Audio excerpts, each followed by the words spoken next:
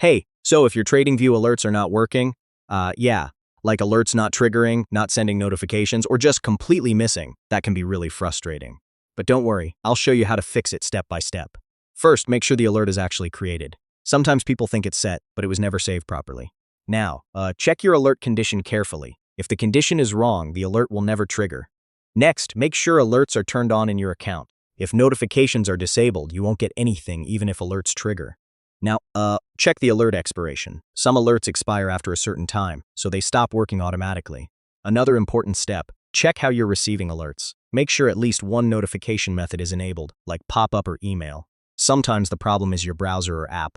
Try refreshing the page or reopening the app. Browser extensions can also block alerts. Try disabling ad blockers or privacy extensions temporarily. Now, make sure your internet is stable. If connection drops, alerts may fail to trigger or send. And finally, try another browser or device. Some browsers handle alerts more reliably than others. So yeah, that's how you fix TradingView alerts not working. Most of the time, it's just settings, expired alerts, or notification issues. Fix those and your alert should work again. Hey,